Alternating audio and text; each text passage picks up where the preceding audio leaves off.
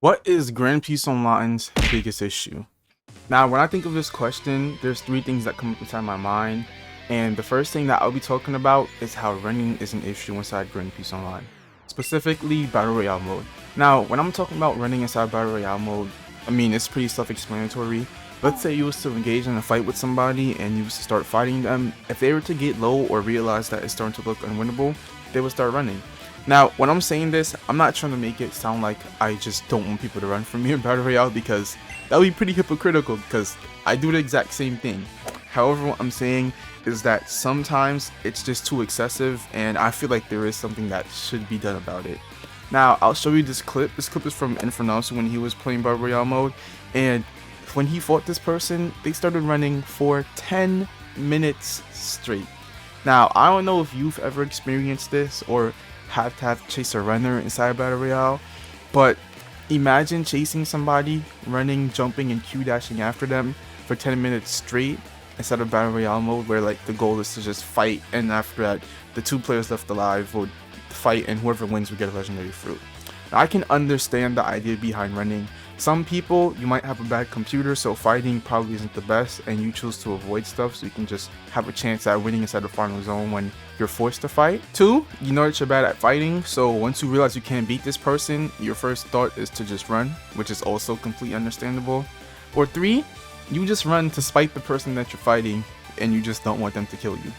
Now, with those 3 options, like I said, I fully understand why people can run, and I don't think it should be completely removed from the game, but I do feel like there should be something that could help resolve it. And what I think would personally help resolve running is 2 things. So 1 is actually something that I feel like should be added. It's my own suggestion, and what I said is that your running speed and Q dash distance should drop off when your health hits a certain point. For example, if you're at 100% HP, you're still able to run and dash the full distance. If you're at 60% HP, you can only run and dash at 75% of what you would be doing if you're full HP. And if you're at 20% HP, you just start limping like how you already do inside Battle Royale mode. And honestly, I feel like this is good because let's say that you hit that 60% threshold, you will still have the ability to run. It's just that you wouldn't be completely nerfed where it's like, okay, this person I'm fighting is just inevitably gonna kill me. Another suggestion for running, which I feel like would be the one for you would take simply because it's easier, or maybe because it's just easier to code in and stuff like that. However, the second suggestion that I have is that there should be a jump cooldown, because when people are running, they usually dash and jump, versus if you normal dash, it wouldn't be that far. So I'll actually show you a side-by-side comparison with both of them. If you just normally dash, you're not going that far. It's like a much shorter distance versus when you jump and dash, and you can actually see it for yourself. So that's what most people do when you run away inside Battle Royale, and once you're doing that, you're also gaining stamina passively while you're running. And running only, or jumping and dashing only takes like 10 stamina, and you're regaining something around that. So it's like inevitably you would eventually have not enough stamina to run, because you'll probably regen like 7, 6. But if it takes 10 and you're regenerating 7 or 6, if you just stop doing it for like 1 second, you have a chance of being caught. But even if you don't get caught, you just regain the stamina back even faster, which lets you run even longer. So I definitely do feel like running is a major issue inside Battle Royale, and I promise I am not just saying this only because it happened to me.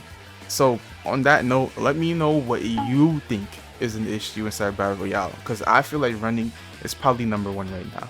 The next thing I would say would be third partying. Now, third partying, it has to be inside of Battle Royale mode, or else it would probably just be a 1v1 game mode. So even though I'm saying third partying here, I'm kind of talking about third partying in the sense of like, both people are low, the third person who was hiding inside the bush the full time just comes in and kills you. Now, although it is a strategy, and I'm fully open for like somebody who's against it and tell me why they're against it, but what I think should happen is that if you knock somebody in solos game mode, they should be auto gripped. Now, I'm going to compare this to every other Battle Royale. If you knock somebody in a solos game mode, they're either auto grip or they're sent to the gulag, and that's just strictly for Warzone. But if you knock somebody in solos, they should be auto grip, because unlike other Battle Royale modes, this is a sword fighting based Battle Royale mode. You have swords, you're not using a gun in Battle Royale, and if you are a very strange person and kind of an outlier. but you're using swords inside this battle royale, and if you're chasing them, you're not going to be able to catch them as easy as if you was using a gun. So the easiest way to counteract that is to make it so that you just get auto grip. I don't see what you would lose from getting them. Some people said, oh, the person who came and just hit them once and then they get the grip. That's not how it would work, because there's already a system in it where, like, if somebody does the most damage and you was to be knocked and they was to push you inside the zone, whoever did the most damage to that person would get the health pack. So why not just make it the same thing? Whoever did the most damage to the person before they died inside solos, they just get the health and stamina pack from them being auto executed in solos.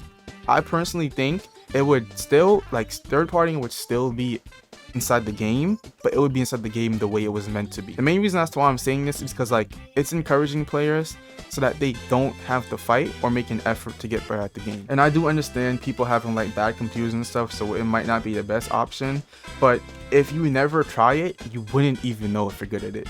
And you probably did try it before and you know that you're bad, but practice always makes perfect, and everybody else started off bad at this game, but the only way that they got better was literally from playing PvP, even if you're bad. So sugarcoating it to the people who just run away inside Battle Royale and don't touch PvP just so they can strictly make it to the final zone, it's not going to help you get better in the long run, because you'll still be that bad player who just happened to win because you found a mirror inside a chest. And my last point, this one is just like a little bit crazy. Something like final zones. Now, I do feel like there should be a game mode where there's no fruits in final zones, because what happened to me was actually kind of crazy. I was in a final zone and there was a Gura, Mira, Goro, Hiei. Just imagine any brain dead fruit inside the final zone, and I guarantee to you that it was there. I died. I don't even know how I died. I just got flung out the zone by, like, everything. But I do feel like there should be weekly game modes where there's, like, no fruits, or maybe there could be a weekly game mode where there's only rare chests. However, this is just going to be my ideas on some of the issues inside Battle Royale. Let me know what you think is an issue and what do you feel like could be added to the game so that it could be better. I read all the comments, majority of them, and I actually do appreciate all the support on my channel recently. 2023, I'm gonna try to hit 60k subscribers, and I'm gonna hold myself to it. So hopefully you did enjoy this video. Thank you for watching, and also let me know what you think about my suggestions, as if they're, like, good or anything, because I'm open to feedback. But hopefully these get pushed inside the game, because it would be really nice to see them. And thanks for watching this video.